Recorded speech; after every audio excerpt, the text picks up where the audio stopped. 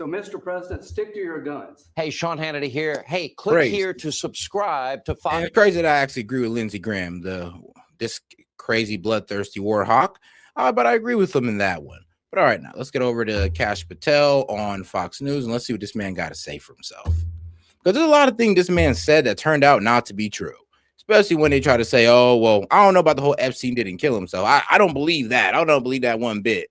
When they try to say, oh, nothing to see here, that's all you guys are going to get. He didn't traffic it to nobody, and now all these Epstein documents come out. We figure out that's a complete lie. So, Kash Patel, you kind of got some explaining to do. You and Don Bongino, but Bongino done took the coward's way out and ran back to his podcast. So I guess all we got left is Kash. Is the FBI director Kash Patel. Mr. Director, thanks for being here. Great to be with you, Brett. I want to talk about those stats. I want to talk about all of the efforts that you're doing. I'd like to do a lightning round of other topics that we're covering. Absolutely. First of all, we just heard that report out of Arizona about Nancy Guthrie. You all are involved in that case. Is that correct? Yeah. Brett, with any missing persons, what you want to do is what the sheriff said, find them and put all law enforcement on that X. And the sheriff and the state and local authorities are leading that effort, and the FBI has provided all resources requested and will continue to do so. There was a report today that TMZ received a ransom note. Are you aware of that? Or the local authorities notified the FBI of it, and we are working with them in any manner they choose. But remember, they're the lead right now, and we have to respect that, but we are there to help them in any way we can, on ransom notes or otherwise. Yeah, the sheriff got to, we believe she was taken from the home, and you're assisting them in their efforts. Absolutely. We're on the ground there with them. Okay, I want to talk to something that raised some eyebrows, and that's the FBI in this Fulton County election case and taking ballots from that office down there.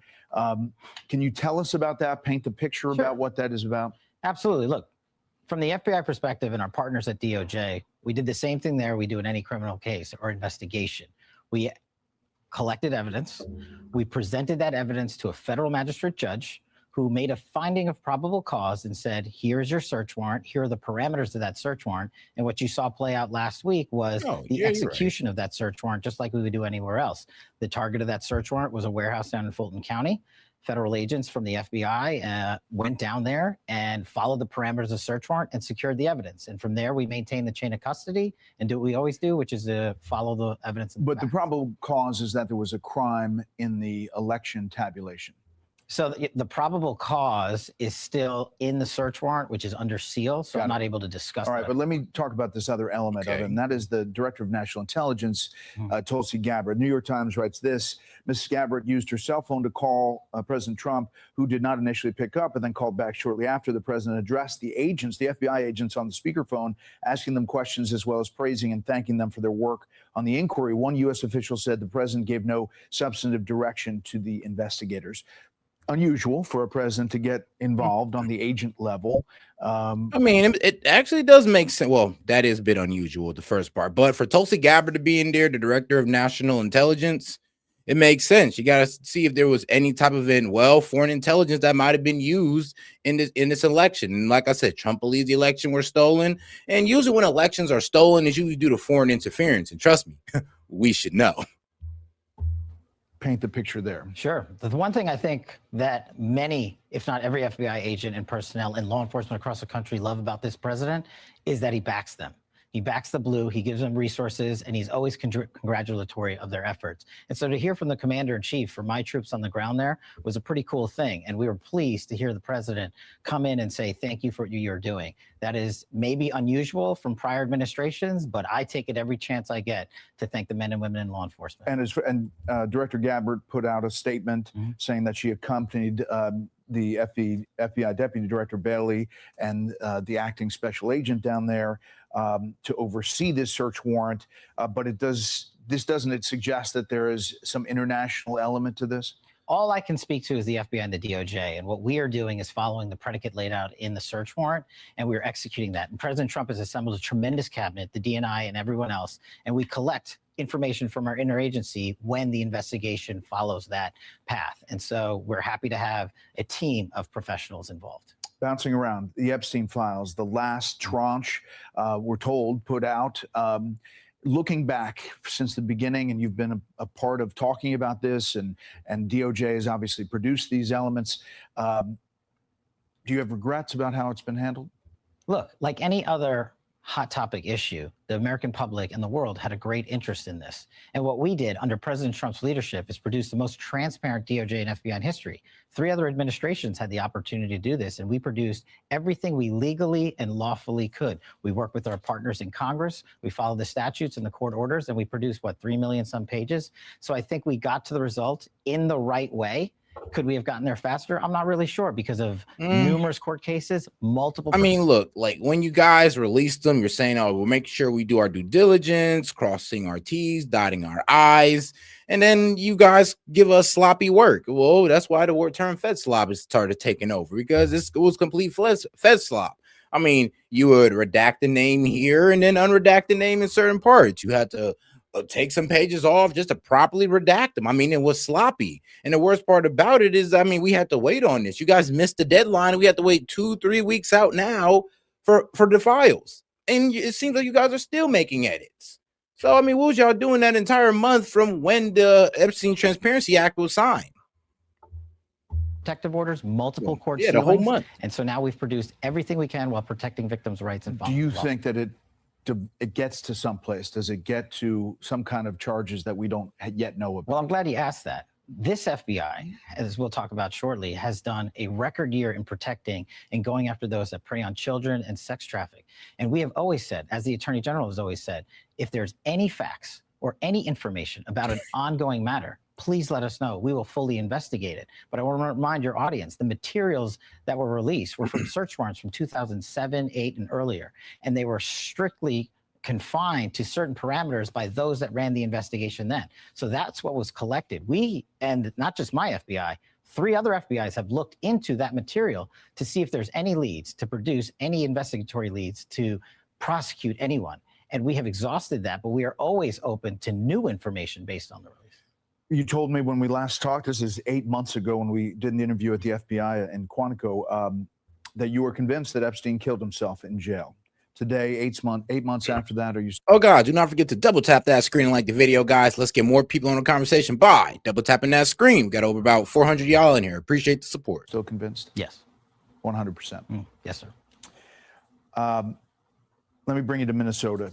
There's the fallout from Minnesota, everything that's being looked at. It's obviously not in your department, but you commented on this about the firearm aspect of this in protest. Take a listen. You cannot bring a firearm loaded with multiple magazines to any sort of protest that you want. It's that simple. You don't have that right to break the law and incite violence.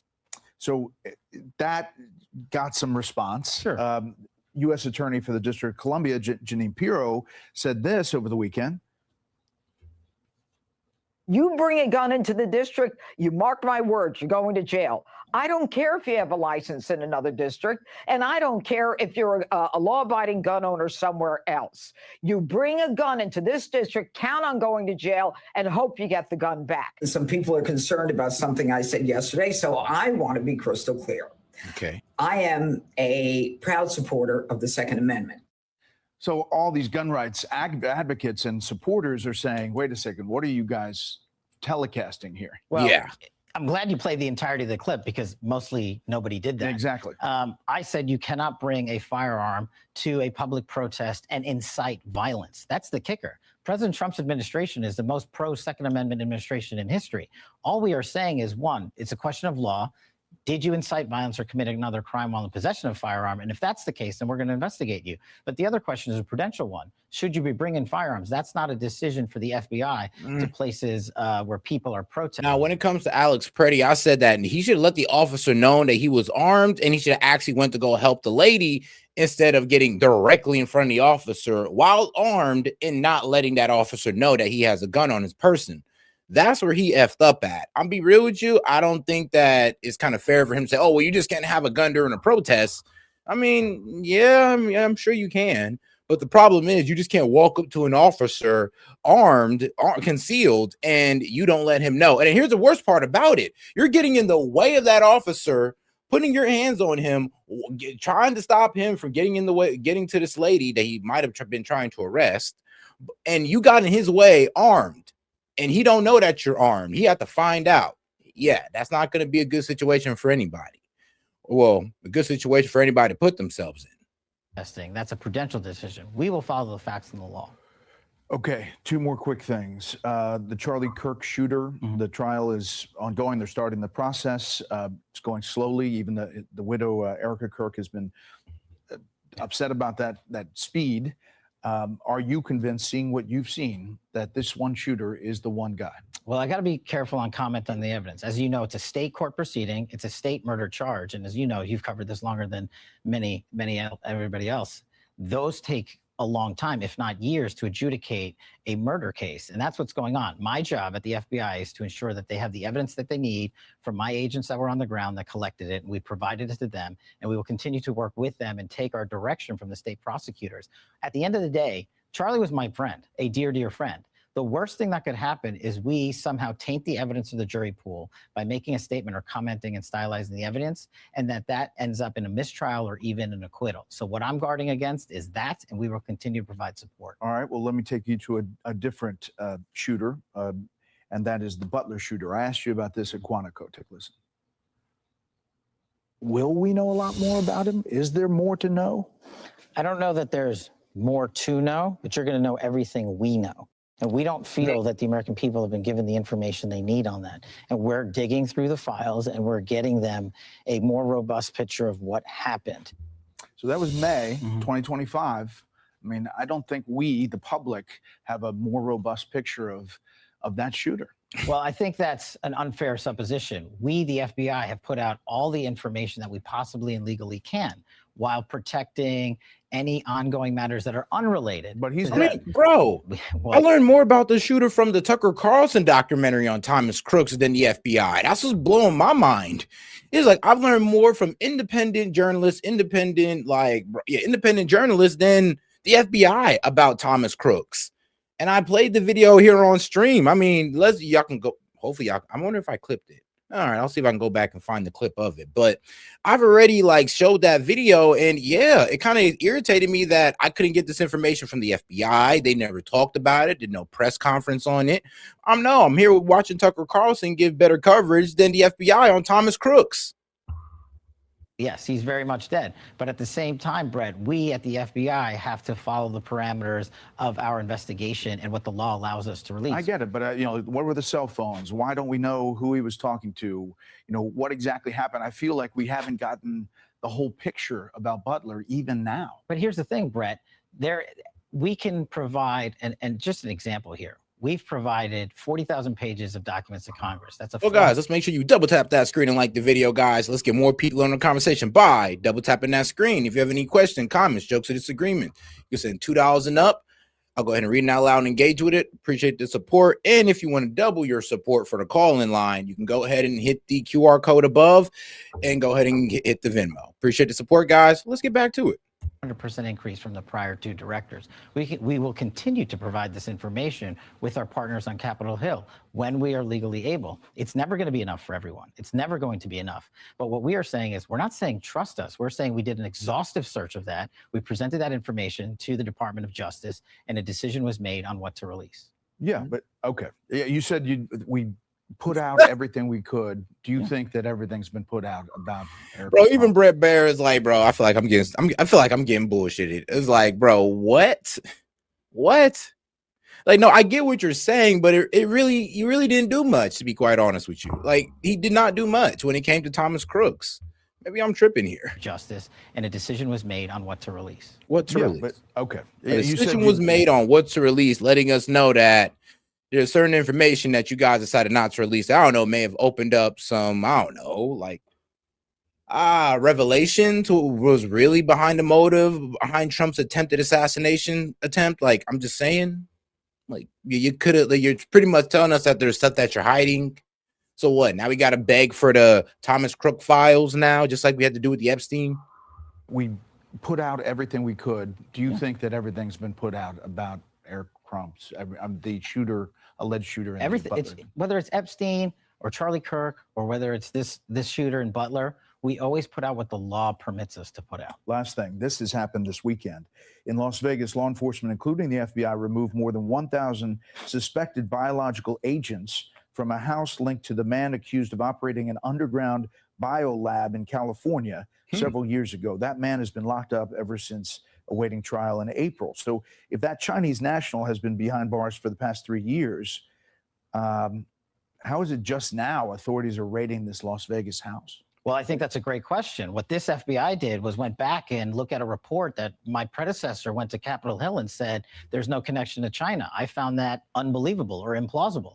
So that is a state-run investigation right now in the state of Nevada. And where the FBI comes in is to say, wait a second, we have information that we believe disputes the prior testimony of Director Wray. And so we went back to our law enforcement partners and say, hey, we got to look at this again. And that's why you're seeing these state warrants executed. And that's why you're seeing these seizures. And the FBI is collecting that evidence and taking it to our labs for further analysis. It was announced that one man, a property manager, was charged with some minor local offenses. Wouldn't keeping 1,000 biological agents in a house be a federal offense? Well, that's just the thing, right? This state warrant was just executed within the last 48 hours, right? What we have to do is take these 1,000 samples, ship them across the country, which we did overnight, and have our lab analyze them. And once we have those results, then we can produce further charges. Obviously, people look at that and say, is the CCP operating other biolabs in our country? And look at what this FBI has done. We arrested 3 researchers at the University of Michigan with ties to the CCP for bringing in biologicals and for trying to harm our agricultural seed industry. That is the priority here to protecting our nation's not just secrets, but our agriculture and our. But the wild part is, though, that we had this guy in jail for 3 years and we didn't, break into his little bio laboratory till now. Like, yeah, that's a bit concerning. I mean, and then here's the thing. You're telling me the ex-FBI looked into this, said, you know what, man, there's no Chinese, there's no Chinese connection. Then we go in there and we arrest a guy who's connected to China. It's like, bro, what the hell was that boy Comey doing? And our citizens' health. The year-end stats: 20% decrease in nationwide murder rate, 100% increase in arrests year over year, 31% increase in kilograms of fentanyl seized, 210% increase in gangs and criminal enterprises disrupted. I mean, that is the historic year in 117 years of the FBI's history. If you took just one of those stats and accomplished it in 1 year, it would be a monumental feat. And that is a commitment from President Trump to back law enforcement. What we did, we put 1,000 agents into the field last year. We're going to send 1,000 more employees to the field permanently this year so they can get after it for the American people. I mean, just think about what's in those numbers. 20% less murders. Just think about that. We have a 500% increase in those predators online that prey upon our children. We've seized enough fentanyl to kill 140 million Americans. That's just the FBI alone. And as you said, we have doubled the number of violent offender arrests in 1 year under President Trump. And that is just the beginning of it. Well, Mr. Director, we appreciate the time. There's a lot to talk about, and we always welcome you back when you can provide interesting things. We follow these investigations, and sometimes there's a frustration that we just don't get to the end of them. Mm-hmm. And so we want to keep asking those questions. I appreciate the inquiry, and always good to be with you. Thank you. Hey, Sean Hannity here. Hey, click here to subscribe. He ain't wrong about that. He's like, man, I feel like we're just like, look, we follow this, we bring you in, and it feels like we don't really get too much answers ever. So I feel him on that one. It's like, yeah, I'd be pretty pissed too. But let's see here. Chris, now just made your border wall update. All right, well, let's go over here to our guy, Scott Besson, because, yeah, he had to go ahead and testify in front of the the Financial Committee. Let's see how that worked out for my boy, Scott Besson. Probably the best performer in the Trump administration. Scott Besson classes with Democrats.